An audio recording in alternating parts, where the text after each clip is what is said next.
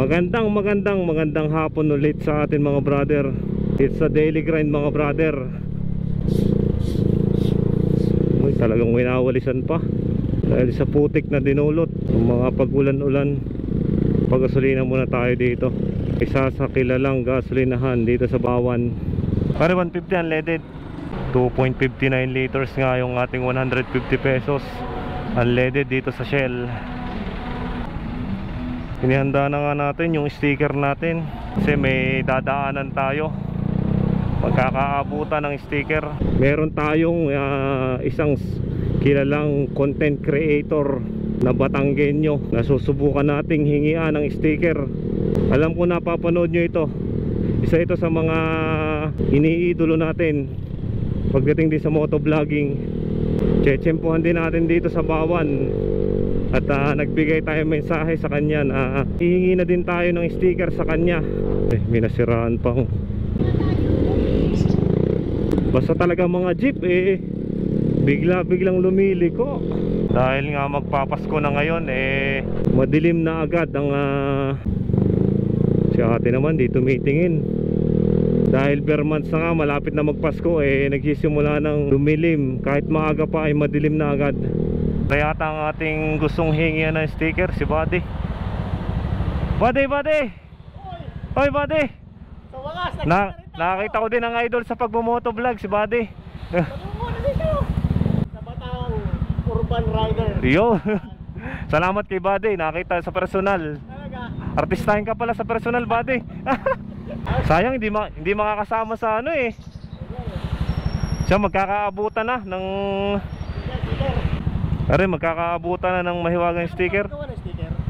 Naano ko lang sa Shopee, nakita ko lang. Pangit kasi yung oo, ito malaki. Yan, may sticker na tayo ni Iwan Buddy. ito. Madami kayong kasama sa ride nyo. Ang daming interesado. Oo. Ito pa lang yung Ilan lang din. pero ako, kahit na walang sumama, Oo. tutuloy talaga ako. So, Papaselfie lang ako. sa Batang Urban Rider, Yun. abot ng tulong para sa ating charity ride. Hindi siya makakasama pero itong ginawa niya. Makakapanood din ako ng vlog ko. Sa vlog ko yun. Oh, picture muna Buddy. Baka maipit tayo Yan, 1, 2 3. Yun. Salamat kay Buddy. Yun. Ingat Sir Buddy. Next time na lang ulit. Baka makasama sa ride sa mga susunod. Oo. Okay, salamat. Sige Buddy, ingat. Thank you. Yun mga brother, parang na-star truck. Nagkan-uutal na tayo. Hindi na natin alam yung ating sasabihin. Kasi isa sa mga hinahangaan natin pagdating sa motovlog na taga dito sa Batangas, si Tol Iman Buddy Supremo. Simula pa nung nasa Saudi tayo hanggang sa umuwi na siya dito sa Batangas at nag-for good pinapanood natin yung mga vlog niya sa Facebook. Tapos ilang beses din tayong nag-message sa kanya. Kaso dahil nga sa sobrang busy ng schedule. Oh, pasang ka dyan.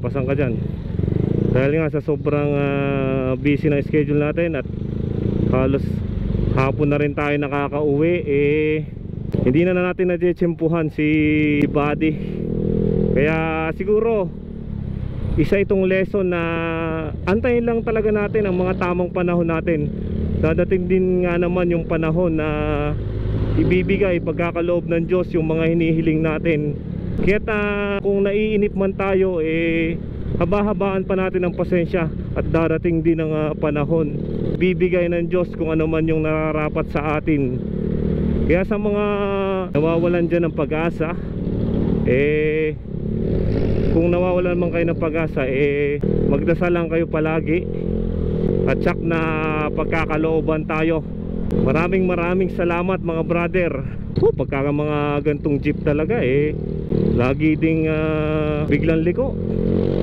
Yun, at sa mga solid na sumusuporta sa atin, tayo ay palaging tuos pusong nagpapasalamat.